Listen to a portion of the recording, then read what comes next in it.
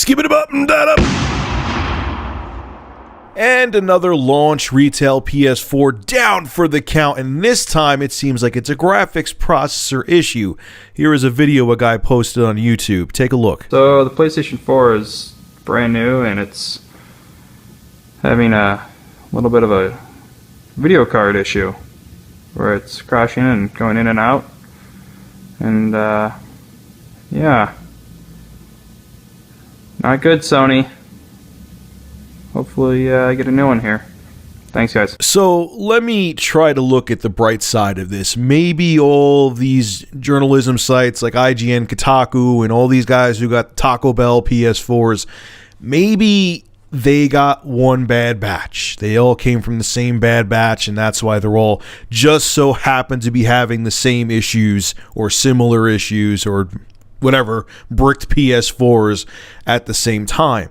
But remember back like a week and a half ago or a week ago, it wasn't that long ago, when Adam Sessler had his freak out on Twitter, and there were other journalists agreeing with him, and they were talking about, I found out they were talking about Sony.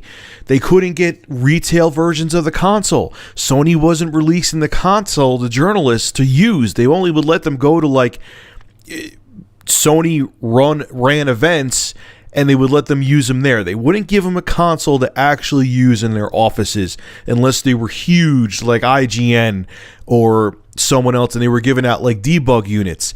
If you think now, I hope I'm wrong, man, because I'm getting the console tomorrow night with you guys just like you are. But if you think now, if you think back, it all makes sense, because if Sony is having these issues, they didn't want it to get out there. But it still seems to be doing it anyway, because, you know, the Taco Bell guys got their consoles, and journalists are now reporting on them because they do have the retail versions now, and they're like, hey, there's issues with it. IGN had issues with one of theirs where it stopped displaying from the HDMI port, and if they pressed on the top of the PS4, then it would actually show something. So there's something going on.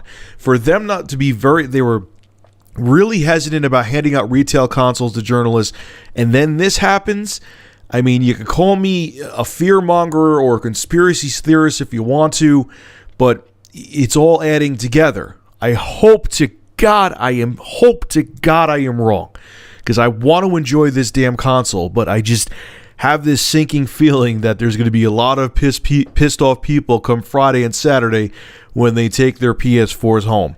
And for everyone who's thinking I'm just doing this because if it was Sony, look, if it was Microsoft or if the Wii U had these issues when the console first came out, I would have talked about it too, okay?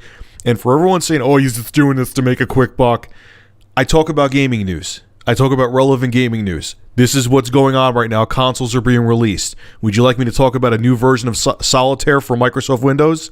Come on. So, man, I'm concerned. And I know a lot of other people are too. This is not good.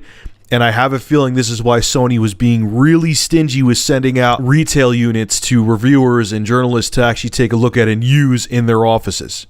This is probably why. I hope not. I hope it's just this one batch and this is like a somewhat large isolated incident. I don't know, man. We'll find out in a few hours. All right, guys, make sure to rate, comment, favorite, and subscribe. And as always, thank you for supporting Review Tech USA. Have a good one.